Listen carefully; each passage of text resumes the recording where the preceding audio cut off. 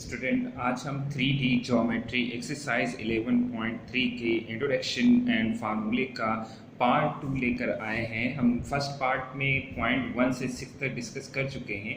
अब point second में जो है पार्ट 2 में जो है हम पॉइंट 7 से लेकर पॉइंट 14 तक जो है डिस्कस करेंगे। तो आइए शुरू करते हैं।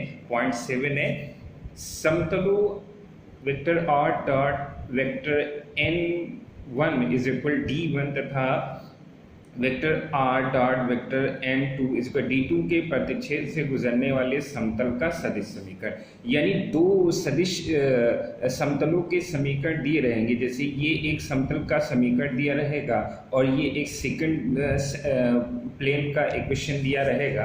अब इन दोनों इक्वेशन जब एक दूसरे को कट करेंगे, आप इसे फिगर से इसको समझ सकते हैं कि यहाँ पर देख रहे हैं एक ये जो है हमारा प्लेन पीछे वाला चला गया और एक हमारा ये प्लेन चला गया और ये जो है दोनों के प्रतिच्छेद यानी इंटरसेक्ट पॉइंट से एक जो है ये प्लेन निकला हुआ है। तो इस प्लेन की सदिश समीकरण क्या होगी? यानी जो दो प्लेन की इक्वेशन दी गई हो और दोनों एक दूसरे को प्रतिच्छेद कर रहे हो, तो उन दोनों के प्रतिच्छेद बिंदु से होकर जाने वाला जो एक समतल होगा तो उसका सदिश समीकरण क्या होगा? तो उसका ये फार्मूला रहेगा vector r dot vector n1 plus lambda vector n2 is equal d1 plus lambda d2। ये बहुत इजी से आप इसको समझ सकते हैं। अगर इसको सॉल्व करना हो आपको, जैसे ये इक्वेशन 1 हो गई समतल की और ये इक्वेशन 2 हो गई, तो इसमें अगर r कॉमन ले लें तो डॉट बचेगा, उसके बाद n1 और n2 बचेगा, तो n1 प्लस n2 उसके साथ में केवल लेमडा बढ़ा दें, फिर इक्वल करके d1 और dt को प्लस कर लें तो d1 प्लस इसमें भी लेमडा बढ़ा देंगे तो d2। ये इक्वेशन तैयार हो जाएगी। अब हम इसको एग्जाम्पल से समझते हैं। एग्जाम्पल हमारा है कि समतलों इतने तथा इतने के प्रतिच्छेद से होकर जाने वाली समतल का समीकरण, यानी दो समतलों के सदिश समीकरण दिए गए हैं, तो इसका हमें एक समतल का समीकरण निकालना है जो सदिश में होगा। तो यहाँ पे जो है ये हमारा जो है ये n1 हो जाएगा और ये हमारा d1 हो जाएगा और ये इतना हमारा n2 हो जाएगा और ये हमारा d2 हो जाएगा। यहाँ पे हम लिख देंगे n1 इतना, n2 इतना, d1 इतना, d। फिर बाय फार्मूला यानी फार्मूले में जो है फिर हम इसको जो है वैल्यू रख देंगे। फार्मूला है हमारा है vector r dot vector n1 plus lambda vector n2 is equal d1 plus lambda d2। तो यहाँ पे n1 की वैल्यू लेमडा के साथ n2 की वैल्यू और d1 प्लस d2 रख देंगे और इसको ये इतने पर छोड़ देंगे। भाई यही हमारा जो है इसका आंसर हो जाएगा। पॉइंट 8 समझते हैं। पॉइंट 8 कहता है कि समतलों vector r dot n1 d1 तथा vector r dot n2 is equal d2 के प्रतिच्छेद से होकर जाने समतल का कार्तीय समीकरण। ध्यान देना, आपकी फिर जो है दो समतलों के इक्वेशन दिए गए हैं। ये हमारे कार्टेशियन इक्वेशन है दो प्लेन की। अब इन दोनों प्लेन के प्रतिच्छेद बिंदु से होकर जाने वाले समतल का अब हमें कार्तीय इक्वेशन चाहिए, यानी कार्टेशियन इक्वेशन यानी कार्तीय समीकरण। अभी हमने दोनों से सदिश समीकरण फाइंड आउट किया था, अब इन्हीं दोनों से जो है हम कार्तीय समीकरण ज्ञात करेंगे। तो उसमें क्या करना है, जो n1 इज इक्वल जो होगा या गिवन होगा वो n1 हो जाएगा, वो a1 और b1 और j1 c1 मान लेंगे और जो n2 होगा a2 i b2 j और c2 k कैप हो जाएगा और ये इसका हमारा फार्मूला हो जाएगा a1x plus b1y plus c1z minus d1 plus lambda a2x plus b2y plus c2z minus d2 is equal lambda. अब इसको एग्जाम्पल से हम समझते हैं तो ज़्यादा बात क्लियर हमारी हो जाएगी। एग्जाम्पल हमारा है, एग्जाम्पल कहता है कि समतलों इतने और इतने के प्रतिच्छेद बिंदु से होकर जाने समतल का कार्तीय इक्वेशन। तो एक हमारा ये समतल हुआ तो ये हमारा n1 हो जाएगा और ये जो है ये हमारा n2 हो जाएगा। ये n1 हो गया, n2 हम यहाँ पे लिख देंगे n1 इतना, n2 इतना और ये d1 और ये d1 हो जाएगा और ये जो है हमारा d2 हो जाएगा। इसी तरह जो फर्स्ट n1 में है तो ये a1 b1 c1, ये a2 b2 c2 हम यहाँ पे इसको लिख देंगे। फिर बाय फार्मूला हम यूज़ करेंगे। फार्मूला हमारा है a1x plus b1 plus c1z minus d1 plus lambda और a2 करके रख देंगे। अब यहाँ पे a1 की वैल्यू 1 हो जाएगी, b1 की 2 हो जाएगी, c1 की -1 हो जाएगी, d की 5 हो जाएगी, a2 की 2 हो जाएगी, b2 की -1 हो जाएगी, c2 की 1 हो जाएगी, d2 की 12 हो जाएगी। अब जो है हम इसको चाहे तो यहीं पर इसको पुटअप कर सकते हैं, क्विट कर सकते हैं, लेकिन अगर चाहे तो हम इसको और आगे सॉल्व कर सकते हैं। तो हम क्या करेंगे, इस ब्रैकेट को ओपन करेंगे, x का टर्म x के साथ, y का टर्म y के साथ, z का टर्म z के साथ और डिजिट का टर्म जो कांस्टेंट नंबर है कांस्टेंट के साथ है। फिर इसमें जो है x कॉमन लेंगे तो इतना हो जाएगा, यही हमारा जो है आंसर हो जाएगा। चलते हैं पॉइंट नंबर 9 की ओर।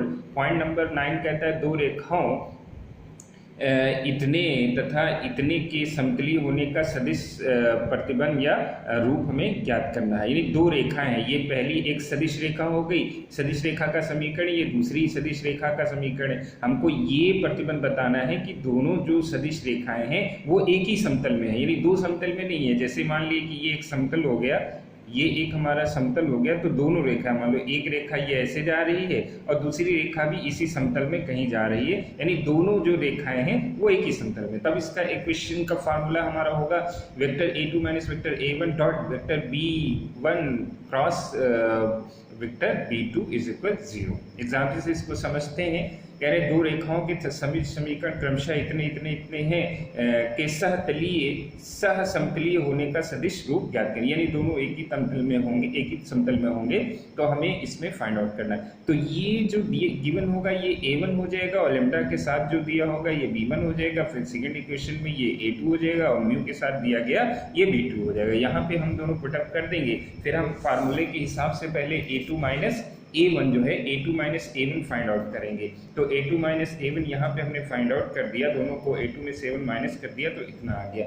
अब हम यहाँ फार्मूले का b1 cross b2 find out करेंगे। तो b1 क्रॉस b2 निकालते हैं तो ये हमारा जो है डिटरमिनेंट यानी सारणिक से सॉल्व होगा। तो b1 क्रॉस b2 ij के और यहाँ पे b1 के कोफिशिएंट, यहाँ पे b2 के कोफिशिएंट रख देंगे। फिर इसका जो है हम एक्सपेंड फॉर्म कर देंगे, यानी इसका विस्तार कर देंगे तो हमारा इतना आ जाएगा। नाउ जो है अब हम इसे फार्मूले में रख देंगे a2 minus a1 dot b1 cross b2। यहाँ पे इसकी वैल्यू हमें पता है कि i का i से मल्टीप्लाई, j का j की मल्टीप्लाई और k का k से मल्टीप्लाई होता है। तो 2 1 से 2 का जब i का जब i से करेंगे, i का i से जब मल्टीप्लाई करेंगे तो 2 1 से 2 माइनस 2 हो जाएगा, j का j प्लस 4 करेंगे, 4 कैसे करेंगे माइनस 12 हो जाएगा। फिर 4 में से 2 गया तो 2 इधर बचेगा, 12 में से 2 गए माइनस 10 इज इक्वल 0। अब आप यहाँ पे देखिए दोनों साइड में जो है 0 नहीं है। अगर दोनों साइड में 0 आ जाता तो ये दोनों जो है समतलीय या समतलीय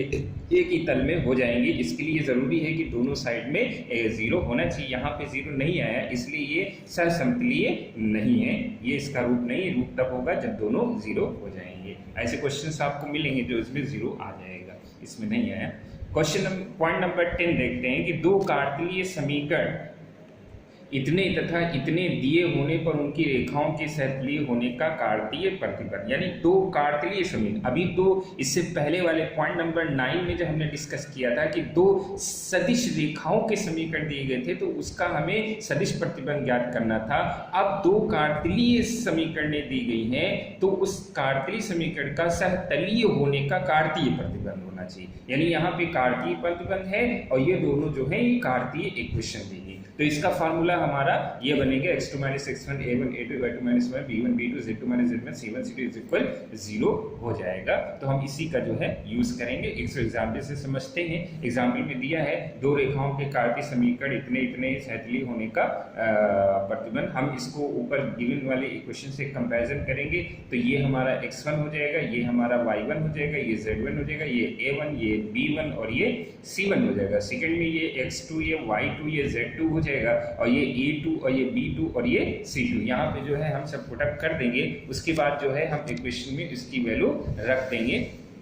फार्मूले में जो है हम इसकी वैल्यू पुटअप कर देंगे अपने फार्मूले में। तो ये हमने फार्मूले में जो है वैल्यू पुटअप कर दी है और यहाँ पे रख देते हैं। x2 में से माइनस करके इतना करेंगे और उसके बाद हम इसे एक्सपैंड कर देंगे। तो आप देखते हैं एक्सपैंड करने के बाद जो है 0 इज इक्वल 0 आ गया, यानी ये दोनों कार्तीय इक्वेशन यानी कार्टेशियन इक्वेशन जो है ये दोनों ही सहतलीय है। ओके, पॉइंट नंबर 11 देखते हैं। पॉइंट नंबर 11 कहता है कि दो समतल जिनके सदिश रूप इतने तथा इतने हैं तो उनके बीच का कोण ज्ञात कीजिए। यानी दो समतल के सदिश दिए गए होंगे, आपने यानी दो समतल होंगे, उनके बीच का कोण हमको फाइंड आउट करना है। तो अगर ये दो समतल हो गए, आप फिगर में देखें ये दो समतल हमारे हो गए। अब दो समतल जो है इसमें हमारे एक ये समतल हो गया और एक ये समतल हो गया, तो ये जो है इनके बीच का कोण है। तो फार्मूला हमारा वही पहले ही वाला रहेगा, cos theta modulus vector n dot vector n2 upon modulus vector n1 modulus vector n2 रहेगा। तो यहाँ पे जो सदिश समीकरण दी होंगी तो यहाँ पे ये n1 हो जाएगा और यहाँ पे ये n2 हो जाएगा। बस इसी की हेल्प से हम इसको सॉल्व कर देंगे, फार्मूला हमारा वही पुराना वाला रहेगा। एग्जाम्पल समझते हैं, समतलों इतने तथा इतने के बीच का कोण ज्ञात कीजिए। तो ये जो इतना इतना होगा ये हमारा n1 हो जाएगा और ये जो हमारा होगा ये इतना जो होगा ये हमारा n2 हो जाएगा। ये इतना n1 और ये इतना n2 हम यहाँ पर पुटअप कर देंगे। फिर फार्मूले के हिसाब से पहले हम vector n dot vector n2 निकालेंगे, यानी n1 को n1 से मल्टीप्लाई, 3 × 3 2 × 2 और 6 × 6 6 2 8 3 11 हो जाएगा। फिर हम वेक्टर मॉडुलस वेक्टर n यानी मैग्नीट्यूड निकालेंगे तो ये इतना 7 निकल आएगा। फिर n2 का मैग्नीट्यूड निकालेंगे तो 3 आ जाएगा। अब हम फार्मूले में हम वैल्यू रख दें cos theta vector n1 dot vector n2 upon modulus vector n1 modulus vector n2। यहाँ पे वैल्यू हमने रख दी 11 से थीटा को उधर सेंड कर दिया, तो यही हमारा थीटा यानी दोनों समतलों के बीच का एंगल जो होगा इतना हो जाएगा। नेक्स्ट चलते हैं पॉइंट नंबर 12 की ओर। पॉइंट नंबर 12 हम देखते हैं हमको क्या बताता है। पॉइंट नंबर 12 कहता है कि जब दो समतलों के समीकरण कार्तीय रूप में दिए हों, जैसे पहली कार्तीय इक्वेशन इस शेप में दी होगी, दूसरी इस शेप में दी होगी, तब उनके बीच का कोण क्या होगा। यानी ये भी हम पहले समझ चुके हैं, तो वही फार्मूला पहले भी वाला रहेगा a1 × plus b1 × b2 plus c1 × c2 under root a1 square plus b1 square plus c1 square अब a2 square plus b2 square plus c2 under root में हो जाएगा। इसको इक्वेशन से हम समझ सकते हैं एग्जाम्पल से कि दो समतल जिनके कार्तीय समीकरण, एक ये समीकरण हो गया और एक ये कार्तीय इक्वेशन हो गया, तो ये a1 हो जाएगा, ये b1 हो जाएगा, ये c1 हो जाएगा और ये a2 हो जाएगा, ये b2 हो जाएगा, c2 हो जाएगा। d की कोई ज़रूरत नहीं रहती, तो यहाँ पे जो है हम इसकी वैल्यू लिख देंगे। फिर हम बाय फार्मूला लगाएंगे दोनों के बीच का, इन दोनों की वैल्यू रख देंगे। वैल्यू रख के जो है हम इसको सॉल्व कर देंगे और यहाँ पे आ जाएगा -21 अपॉन मॉडुलस लगा, मॉडुलस जो है माइनस को हटा देगा, फिर इसको सॉल्व कर देंगे, इतना जो है हमारा आंसर आ जाएगा। यही जो है हमारा दो कार्तीय समीकरणों के बीच का आंसर हो जाएगा। पॉइंट नंबर 13 देखते हैं। पॉइंट नंबर 13 कहता है कि समतलों से दिए गए बिंदु की दूरी ज्ञात करना जब सदिश रूप में समीकरण दी गई है। यानी अब हम एक समतल से दिए गए बिंदु की दूरी ज्ञात करेंगे। यानी समतल से मान लीजिए कि ये एक समतल है, ये एक समतल हो गया और यहाँ पे एक कोई बिंदु है, तो इस बिंदु से इस समतल की दूरी यानी क्या होगी, तो उसका हमारा सूत्र यानी ये लंबी दूरी ये हमारी क्या होगी, यानी ये चीज़ हमको जो है फाइंड आउट करना है। तो इसकी दो कंडीशन चलेगी। कंडीशन 1 होगी यदि समतल का समीकरण इतने के रूप में का हो जहाँ n समतल पर लंब सदिश हो, यानी n जो होगा लंब सदिश होगा, तब लंबिक दूरी हमारी हो जाएगी modulus a dot n minus d upon modulus n हो जाएगा। लेकिन कंडीशन सेकंड, मूल बिंदु से समतल इतने की दूरी, यानी मूल बिंदु दिया हो, वो बिंदु दिया ही ना हो, यानी मूल बिंदु जैसे ये हो गया और ये हमारा मान लीजिए कोई समतल हो गया, ये मूल बिंदु हमारा जैसे ये दे दिया गया, ये एक समतल हुआ, मूल बिंदु से यहाँ के बीच की दूरी, मूल बिंदु यानी 0,0,0 हो जाएगा, उसकी कोई वैल्यू रहती नहीं, तो इसलिए यहाँ पे हम इसको लेंगे नहीं, केवल बस इतना ही रह जाएगा vector d upon modulus vector a, क्योंकि a यानी जो पॉइंट है वो 0 है। एग्जाम्पल से इस चीज को हम समझते हैं। एग्जाम्पल बताता है बिंदु इतने की समतल इतने से दूरी। अब देखिए ये बिंदु हो गया, तो ये जो बिंदु होगा ये हमारा a हो जाएगा, तो हम इसको a लेट कर लेंगे और यहाँ पे जो r डॉट ये दिया है ये हमारा n हो जाएगा, तो इसको हम क्या कर लेंगे n लेट कर लेंगे और d तो क्लियर है, ये d हमारा 6 हो जाएगा। अब हमारा फार्मूला यहाँ पे यूज करेंगे क्योंकि ये मूल बिंदु है नहीं, किसी बिंदु से है, तो दूरी का हो जाएगा a dot n minus D upon a dot n, यानी a और n का मल्टीप्लाई कर देंगे, तो मल्टीप्लाई आप a डॉट n डायरेक्ट कर सकते हैं। 2 3 से 6 हो जाएगा, 3 6 से 18 हो जाएगा, 5 4 से 20, d की वैल्यू -6 पुटअप कर देंगे और अंडर रूट में रूट ले लेंगे, इसको सॉल्व करेंगे, इतना आ जाएगा। यही जो है दोनों की लंबिक दूरी हमारी हो जाएगी और यही आंसर हो जाएगा। पॉइंट नंबर 14 देखते हैं। पॉइंट नंबर 14 हमको बताता है कि एक सदिश रेखा vector r is equal vector a plus lambda b तथा समतली समीकरण इतने के बीच का कोण ज्ञात कीजिए। यानी एक रेखा का सदिश रेखा का समीकरण दिया होगा और एक समतल होगा, तो एक समतल होगा और एक रेखा होगी, यानी समतल के ऊपर एक रेखा बनी होगी, तब उसकी कंडीशन क्या होगी। तो इसमें भी दो कंडीशन बनेगी। पहली कंडीशन, रेखा व समतल पर अभिलंब के बीच का कोण, जब बीच का कोण ज्ञात करना हो, यानी रेखा। अब इस फिगर को देखें, ये हमारी रेखा हो गई और ये हमारा जो है अभिलंब हो गया, और ये मान लेते हैं समतल की रेखा हो गई। तो अगर अभिलंब और रेखा के बीच का ये कोण निकालना हो, यानी ये रेखा हो गई और ये अभिलंब हो गया, तो अभिलंब और रेखा के बीच का ये कोण अगर फाइंड करना हो तो हम ये formula cos theta vector b dot vector n vector b dot vector n, क्योंकि n जो है ये लंब सदिश हो जाएगा और ये हम ले लेंगे b हो जाएगा, तो वही दो रहेंगे, सेम फार्मूला रहेगा बस। और फिर अगर कंडीशन वो रहेगी कि रेखा व समतल के बीच का कोण अगर पूछा जाए, यानी ये रेखा हमारी हो गई और ये समतल की रेखा हो गई, यानी ये समतल हो गया और ये रेखा हो गई, यानी इसके बीच का अगर एंगल पूछे तो ये पूरा 90 डिग्री होता है, तो ये एंगल जो होगा 90 माइनस थीटा हो जाएगा, क्योंकि पूरा 90 थीटा निकल गया तो 90 माइनस थीटा हो गया। तो यहाँ पे सेकंड कंडीशन हमारी हो जाएगी cos 90 माइनस थीटा, फार्मूला वही रहेगा, लेकिन 90 में cos चेंज हो जाएगा तो वो sin थीटा बन जाएगा। इसलिए यहाँ पर जब अब समतल और रेखा के बीच का कोण होगा तो यहाँ साइन कर देंगे, और अभिलंब और रेखा के बीच का होगा तो वहाँ cos कर देंगे। एग्जाम्पल से समझते हैं, बात क्लियर होगी। कहते सदिश रेखा इतने तथा समतल इतने के बीच का कोण रेखा तथा समतल के बीच का कोण। अब इसमें रेखा और समतल के बीच का कोण पूछा जा रहा है, ध्यान रखिएगा। तो यहाँ पर ये जो है हमारा, ये एक रेखा जो हमारी बनी होती है vector a plus lambda b, दो बिंदु से जाने वाली एक बिंदु से होकर जा रेखा समीकरण, ये हमारा यहाँ जो लैम्डा के साथ होगा वो b कहलाएगा। तो यहाँ पे ये हमारा जो है b हो जाएगा, और n तो vector r dot vector n रहता ही है, तो ये हमारा क्या हो जाएगा n हो जाएगा। तो दोनों को हम यहाँ रख देंगे, तो यहाँ पे हो जाएगा बाई फार्मूला साइन थीटा जो है फार्मूला लगा देंगे, b और n का मल्टीप्लाई करेंगे, 2 2 जा 4 हो जाएगा, 3 1 जा -3 1 1 जा 1 यहाँ रख देंगे, और दोनों का जो है मॉडुलस लगा के यहाँ पे रख दिया जाएगा, और इसको सॉल्व करेंगे तो इतना आ जाएगा। फिर और इसको आगे सॉल्व करेंगे, आगे जब सॉल्व करेंगे तो ये हमारा आ जाएगा sign theta is equal two upon into इसके फैक्टर करके बाहर लेंगे, 2 3 जा 6 हो जाएगा, तो sine theta is equal 1/3√2 sine उधर सेंड कर देंगे, तो यही जो है हमारा समतल और रेखा के बीच का एंगल हो जाएगा, और यही हमारा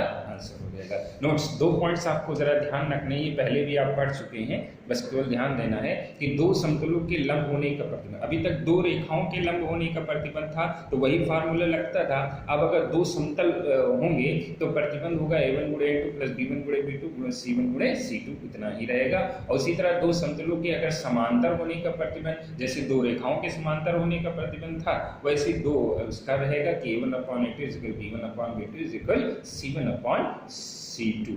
सो स्टूडेंट, आज हमने एक्सरसाइज 3.11.3 के सारे पॉइंट्स जो है डिस्कस कर दिए हैं, और ये दोनों पार्ट 1 और पार्ट 2 मिलाकर कंप्लीट हो गए हैं। अब जो है नेक्स्ट वीडियो जो होगा हम एक्सरसाइज को सॉल्व करेंगे।